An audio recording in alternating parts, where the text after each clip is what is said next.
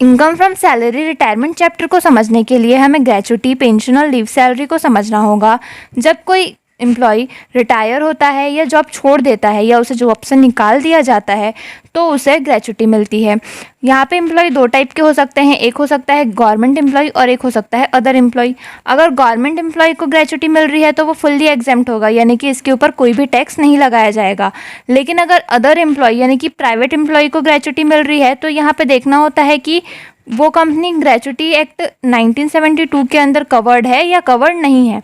अगर वो gratuity act 1972 के अंदर कवर्ड है तो फिर यहाँ पे रूल होगा least of the following is exempt, जो छोटा होगा वो एग्जेम्प्ट हो जाएगा। फर्स्ट, ग्रेच्युटी रिसीव्ड, जो एक्चुअल अमाउंट उसको ग्रेच्युटी के रूप में मिलेगा वो। सेकंड हम करेंगे लास्ट मंथ सैलरी, यानी कि लास्ट मंथ की जो उसकी सैलरी होगी into 15 divided by 26 into complete year of service. तो कंप्लीट ईयर का मतलब यहाँ पे मोर देन 6 मंथ को हमको ट्रीट करना है कंप्लीट ईयर के लिए। अगर बोल दिया गया है 2 साल 6 महीने काम किया गया तो यहाँ पे हमको वो 6 महीने को पूरा 1 साल समझ के करना है, यानी कि 3 साल का हम यहाँ पे कैलकुलेट करेंगे। लेकिन अगर कह दिया गया 2 साल 3 महीने यानी कि 6 से कम है मंथ तो हम उसको इग्नोर कर देंगे, यानी कि सिर्फ 2 साल का यहाँ पे कैलकुलेट होगा। और थर्ड पॉइंट है 20 लाख। इन तीनों में से जो छोटा होगा उसको हम एग्जेम्प्ट कर देते हैं। और यहाँ पे सैलरी का फॉर्मूला है बेसिक प्लस डीए। अगर कंपनी ग्रेच्युटी एक्ट 1972 के अंदर कवर्ड नहीं है तो फिर यहाँ पे रूल होता है least of the following is exempt. पहला एक्चुअल अमाउंट ऑफ ग्रेच्युटी, दूसरा हम करते हैं 1/2 into average salary of last 10 month into complete year.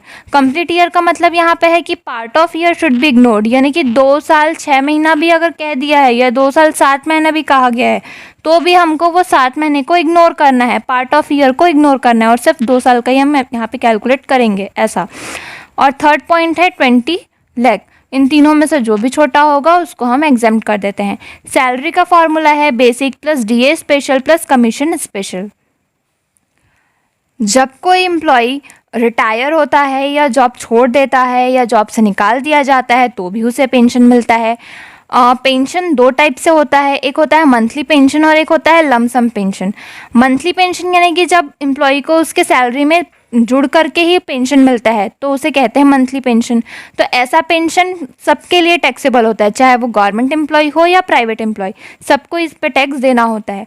लेकिन अगर लमसम पेंशन मिल रहा है यानी कि रिटायरमेंट के टाइम पे जैसे पेंशन मिल रहा है एक साथ, जितने साल उन्होंने काम किए हैं उसका पूरा एक साथ पेंशन मिल रहा है, तो यहाँ पे हमको ये देखना होता है कि गवर्नमेंट एम्प्लॉय है या नॉन गवर्नमेंट।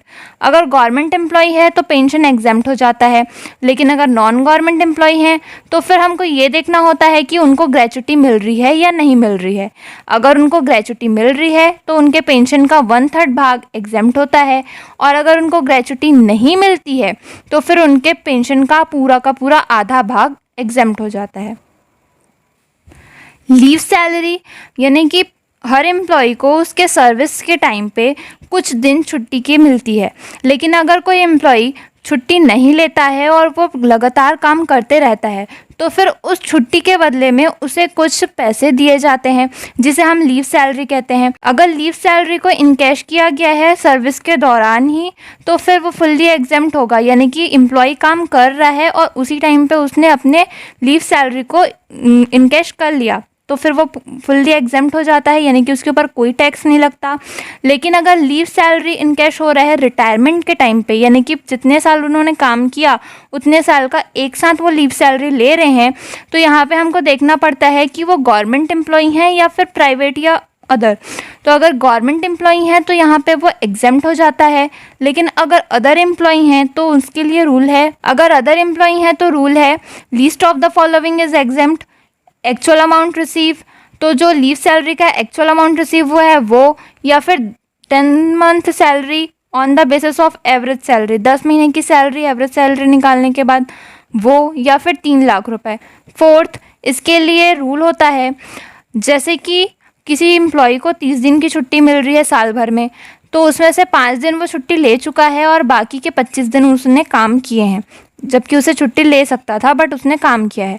तो यहाँ पे इसके लिए फॉर्मूला होता है average monthly salary into annual leave entitlement यानी कि जितना उसको छुट्टी मिला है ये 30 दिन से ज़्यादा नहीं होगा, into complete year minus actual leave availed यानी कि जितने दिन की उन्होंने छुट्टी ले ली है, डिवाइडेड बाय 30 डेज। यहाँ पे सैलरी का फॉर्मूला होता है basic plus DA special plus commission special.